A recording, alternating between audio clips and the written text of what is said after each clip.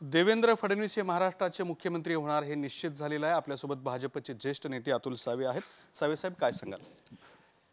माननीय देवेंद्रजी फडणवीस साहेबांच्या नेतृत्वामध्ये महाराष्ट्रामध्ये आज आमच्या भारतीय जनता पार्टीच्या 132 सीट निवडून आलेल्या आहेत आणि त्यांच्या नेतृत्वामध्येच आम्ही 2014 ते 19 या महाराष्ट्रामध्ये एक अतिशय सक्षम मुख्यमंत्री म्हणून त्यांनी या राज्याचा विकास केलेला आहे आणि पुन्हाही आम्हाला नक्कीच खात्री आहे की 2024 ते 29 हे जे राज्य 5 वर्षाचं आहे हे माननीय देवेंद्रजींच्या नेतृत्वामध्ये महाराष्ट्रामध्ये अतिशय सक्षमपणे आणि यशस्वीपणे एक यशस्वी मुख्यमंत्री म्हणून त्यांचं आज नाव घेतलं जाते आणि आम्हाला नक्कीच खात्री आहे की ते या महाराष्ट्राचा विकास करतील।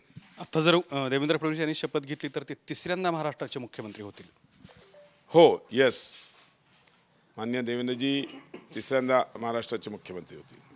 दुसरा महत्त्वाचा मुद्दा, एकनाथ शिंदे जे माजी मुख्यमंत्री आहेत त्यांना राज्यात उपमुख्यमंत्रीपद किंवा केंद्रामध्ये एक महत्त्वाचं मंत्रिपद देण्याची तयारी जी आहे ते भाजपनं दर्शवलेली आहे, त्याबद्दल काय भूमिका तुमची?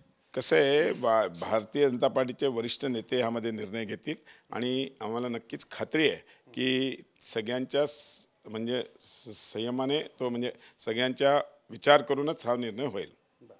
पुन्हा एकदा म्हणजे पहिले जे 5 वर्ष देवेंद्र फडणवीस यांना मिळाले होते त्या कारकिर्दीचं तुम्ही आठवण कशी कराल त्यांचं पुन्हा एकदा नाव जाहीर झाल्यानंतर? मी तुम्हाला सांगितलं ना, अतिशय यशस्वीपणे त्यांनी हे राज्य चालवलं होतं आणि त्या 5 वर्षात या राज्याचा विकास अतिशय म्हणजे इतक्या चांगल्या गतीने काम केलं आणि ज्या पद्धतीने त्यांनी काम केलं ते म्हणजे किती त्यांची स्तुती करावं ती कमीच पडणार आहे। मध्यंतरीच्या काळात जी काही धार्मिक आणि जातीय समीकरणं बदलली होती त्यामुळे देवेंद्र फडणवीस एका चक्रव्यूहात सापडल्याचं पाहायला मिळत होतं, मात्र मोठ्या संख्येनं भाजप निवडून आलेली आहे आणि पुन्हा एकदा देवेंद्र फडणवीस हे मुख्यमंत्री होत आहेत। चक्रव्यूह कसं भेदलं काय सांगाल?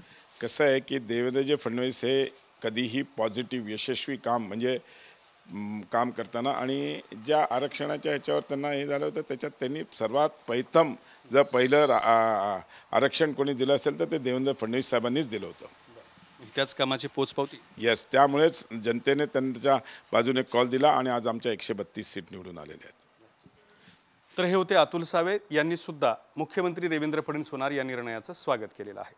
कॅमेरामन अमित अडेसोबत दत्ता कानोटे, TV9 मराठी, छत्रपती संभाजीनगर।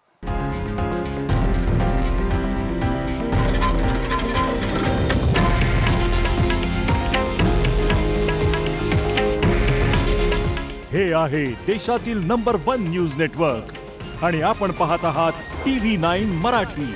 काळजी तुमची, हित महाराष्ट्राचं।